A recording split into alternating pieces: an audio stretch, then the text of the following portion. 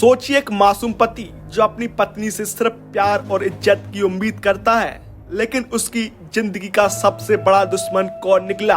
उसकी खुद की पत्नी। जी हाँ, इस वक्त सोशल मीडिया पर एक ऐसा ही वीडियो वायरल हो रहा है जिसे देखकर आपका भी दिल दहल जाएगा। ये देखिए, यह महिला कोई और नहीं बल्कि पीड़ित शख्स की पत्नी है।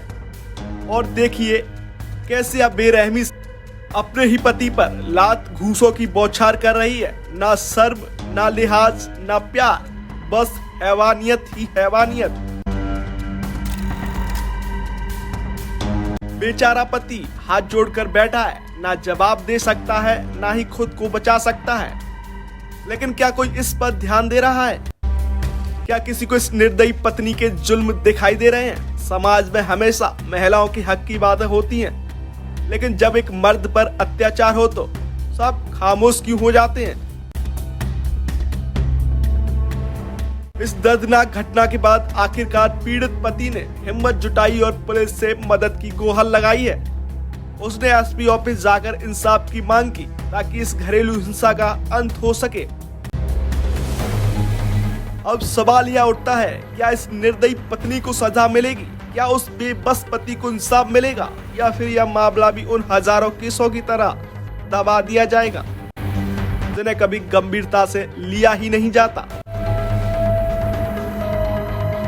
इस वीडियो ने सोशल मीडिया पर आग लगा दी है। कुछ लोग कह रहे हैं इस पत्नी को तुरंत सजा मिलनी चाहिए, तो कुछ कह रहे हैं आखिर कब तक मर्दों की पीड़ा को अनदेखा किया जाएगा।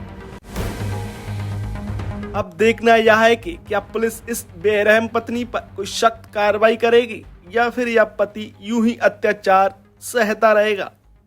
आपकी क्या राय है, हमें कमेंट में बताएं और इस वीडियो को ज्यादा से ज्यादा शेयर कीजिए ताकि हर बेबस पति को न्याय मिल सके। मेरा नाम लोकेश कुमार माझी है और मेरा स्थायी पता है अजयगढ़ जिला पन्ना मध्य प्रदेश। और वर्तमान में मैं सतना में लोको पायलट पद पर कार्यरत हूँ और वहाँ पर मैं किराए के मकान में रहता हूँ। और मेरी पत्नी से मेरा थोड़ा विवाद है।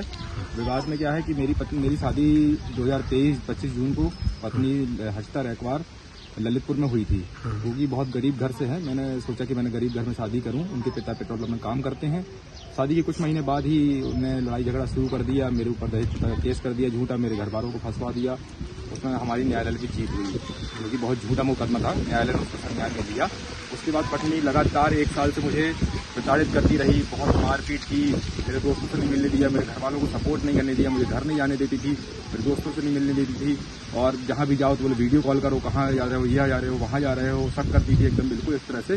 और कई बार मेरे साथ मारपीट हुई, जिसके वीडियो साक्ष्य मेरे ऊपर साक्षात हैं।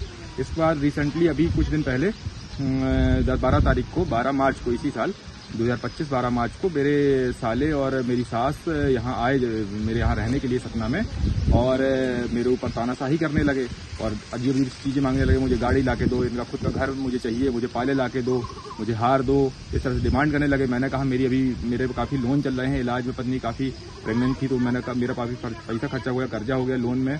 और बोले नहीं, गेट में हम सब नहीं जानते, कुछ भी जानते। उसके साथ लेकर मुझे मारपीट कर दी मेरे साथ, और इतनी मारपीट की जिसमें मैंने सहयोग से अपने एक कैमरा लगा रखा था जिसका पता नहीं था पत्नी को।